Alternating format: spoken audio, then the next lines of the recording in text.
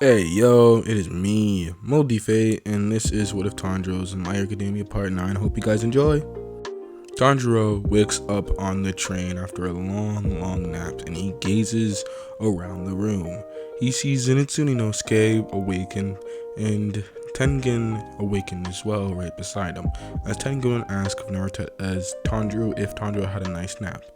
Tanjiro to reply with yeah, it was okay, it was pleasant. And Tengen stating, okay, good, we're on our way to Tokyo right now. I kinda need you awake, so good thing you are re-energized and all. As then Tanjiro felt a presence and he looked to his left, as he then sees a purple-haired girl with purple eyes, as she would then say that this boy seems to be a flame user. She can tell by not only his skin but the toughness of it, but most flame users have red eyes, or a sense something to do with flames like red, yellow, or blue. Tanjiro was taken aback. This girl was right beside him and he couldn't even tell until, well, she was literally near his face, as Tengen would introduce Shinobu. Her name is Shinobu Kocho. She's gonna be our poison specialist for this mission. She's also very strong, so don't underestimate her, as Tanjiro would say poison specialist, as Shinobu would correct Tengen. Well, quirk specialist in general. I study quirks for a side gig, but my hero in the first and foremost a hero. As Shinobu would then explain about their mission. Do you know Gitaru? As Tanjiro would be confused, but then remember, this is what Yurichi was talking about last night. As he would then shake his head yes, but not a very confident yes. As Shinobu would then state, well, Gitaro's main quirk that is speculated is poison, so I had to do some research. As she would then explain her knowledge of the difference between regular poison and quirk poisons. As she would then state, yeah, there's regular poisons, and I can pretty much heal those, but quirk poisons are special. See, they have the user's DNA, and since it's a poison type quirk, more specifically an emitter type quirk, it would then, the DNA in it will pretty much adapt to almost any situation if it's in internal bodies. She would then state that how it's going to be a lot harder to treat these, so we need to be extremely careful on this mission.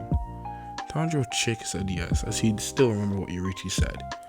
If what Shinobu's saying is true, that means that pretty much Gitaro's poison is going to be almost nearly impossible to heal. Unless you had a self-healing quirk, you're pretty much dead and is missing if you get stabbed by him. Well, or if he inject poison in you. As Tengen would state, well, that's never going to happen because this team happens to be the best team in the entire world. Tanjiro actually liked Tengen's, well, enthusiastic chants, but he knew it wasn't really true. They couldn't be the best team in the world.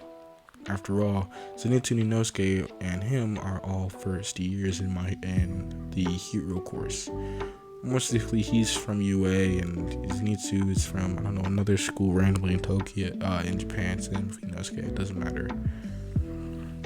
But Shinobu would still also have the same confidence as Tengen.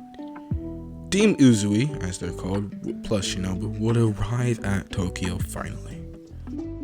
They step out and Tengen takes a deep breath. Now this is what I'm talking about. Tokyo. As Tengen would look behind to his team. Alright guys, I'm gonna have to split this up. Everybody would be kind of confused as Tengen would explain the teams. Alright, I'll be by myself, Zenitsu and Inosuke, you'll be teammates, and Shinobu and Tanjiro, you'll be teammates.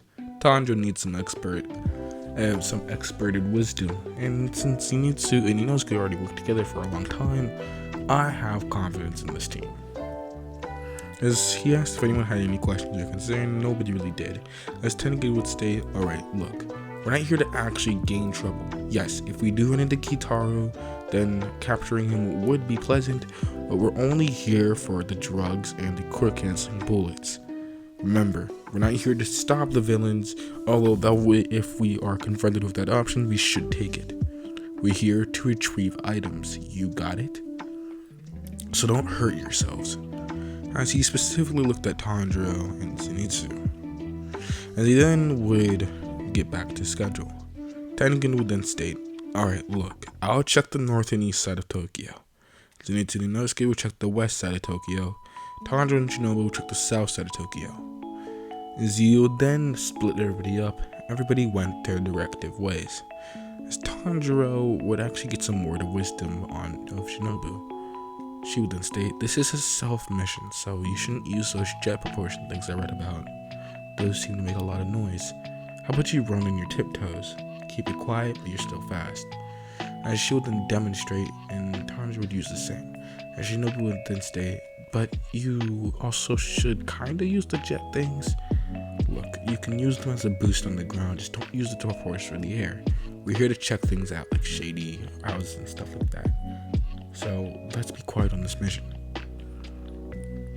After a while, every team pretty much is trying to go under subway stations, abandoned warehouses, heck, even going through massive buildings just to make sure they check everything.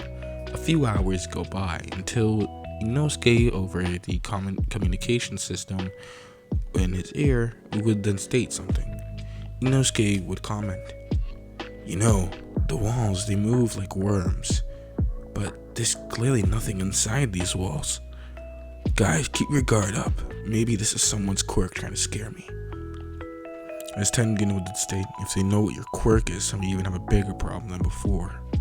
I'ma still keep searching. I finished off the east side, nothing here. I'm heading toward the north. Be careful." As then Inosuke would eventually using his enhanced, Inosuke with his enhanced touch and Zenitsu with his enhanced hearing, as due to his quirk, Inosuke and Zenitsu would notice crate-like things near a cut-off subway, an abandoned subway actually. As they enter this subway, there's a bunch of crates, and Inosuke would open one of them. A bunch of red, pin-like things, as Inosuke would then state, "I think I found the bullets." As he would then look at Zenitsu as a black-haired girl with pale skin would appear right behind them. "Find what?" she asked. As she would then grab Zenitsu and Inosuke with giant ribbons and throw them out the subway. As Inosuke and Zenitsu prepared for battle, she then stated, "Remember the name Daki, as I will kill you all. But I don't need to find your names, we don't have enough room for named graves." As she would then engage for battle, Zenitsu and Inosuke would take a step back as Daki would use her ribbons. Zenitsu would use Thunder Shock Quartet. Basically, he will point his finger through the air and 4 giant thunderbolts would shock different ribbons. Inosuke would use his giant sword and yell Crazy Cut as he rapidly slashed in a circular motion around him to cut off the ribbons.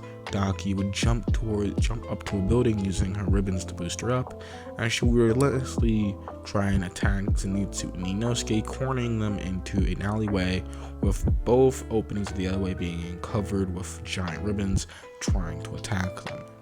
Eventually, Zenitsu had enough as he would then yell, "Alright then, thunderclap and flash," as he bolted straight towards Daki, punching her in the face.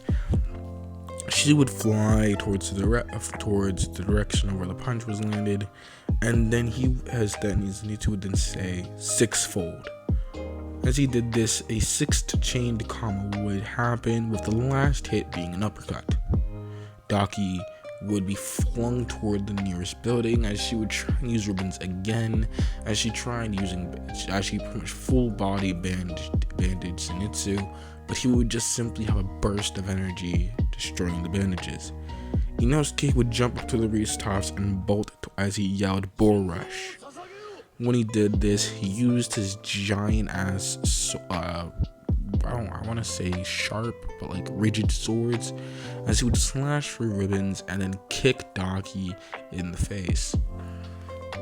This would happen for a while, just them relentlessly attacking her and she's taking the beating, as she then began to cry a little bit. When this happened, all the ribbons around Tokyo would aim straight for Daki and then impale her. As they did, her hair turned white, and her skin even began to go more pale. She began to laugh maniacally as Zenitsu overcomes. "Yo, we found somebody. Her name's Daki. I think she's working with Gitaru." Anyway, she had black hair, but now she has white hair. We may need, as he said that, a ribbon was heading straight for Zenitsu's face. At first, he wanted to dodge normal, he was going to attack it, but then he realized the speed, as his ears would begin to ring because of a supersonic boom. Inosuke would kick Zenitsu out the way.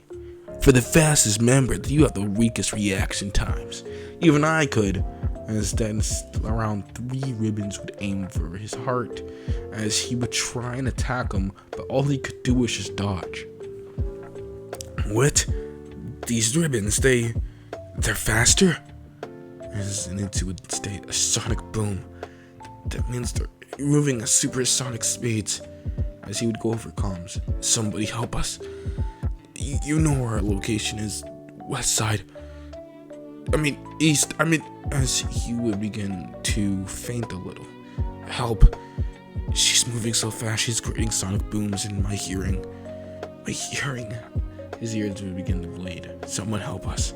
I don't know how long we can last with her. She got faster. Hearing this over comms, Tanjiro really wanted to make his way towards him, and Shinobi would then state, listen, I'll finish up here. You go help your friends. Tanjiro would do the thing Shinobi told him, run on his tippy toes, only using jet to proportion on the ground instead of on air. Zenitsu and Inosuke would have trouble trying to deflect and attack the ribbons, as the Daki would laugh maniacally. Zenitsu would try and use Thunderclap and Flash, but the ribbons would get in their way, so he had to stop himself mid-air and jump back. He would then state to himself in his mind, should I use Godspeed? No, I can only use those twice a day. What if I have to fight Gitaro and he's faster than her? I don't know. I'll have to use it as a last resort. Either when Inosuke is about to die or someone else is coming is about to die. Yeah. And Zenitsu will be blitzing around the area. Eventually, both Daki grabbed both Inosuke and Zenitsu ribbons, and they were more durable than last time, so they couldn't just use their simple tricks. Daki would swing and slam them towards grounds, buildings, rooftops, stuff like that. Eventually, Zenitsu had an idea, as he then electrocuted himself, electrocuting Daki as the ribbons would burst into flames, as he then said taser. Inosuke would try and get himself free, but Zenitsu would then just yell, Zap Quartet. As 4 thunderbolts would be aimed at the one string that was holding Zenitsu, and thus letting him free. He'd need to begin to breathe heavily. This overuse of his quirk is beginning to fry his muscles, and thus he's beginning to get tired and slower. As he was thinking about using Godspeed, Daki would just yell that there's nothing they can, as she was cut off. Tanjiro, right at the side of her face, throws a mean left hook. When this happens, he would then yell Ember, as he would finish the movement, and Daki would get flung around 100 meters at pretty much because of the four member, she's like, I don't know, to the left or something. It doesn't really matter. She just gets flung 100 meters, as a giant burn mark would be appeared on her face, as she would then begin to get mad. Tanjiro has now entered the battle, and that's where I'm gonna be leaving off things for this part.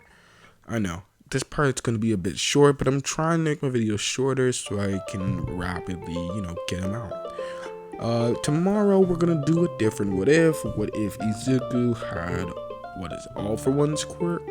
So I hope you guys enjoy when I do that. Goodbye.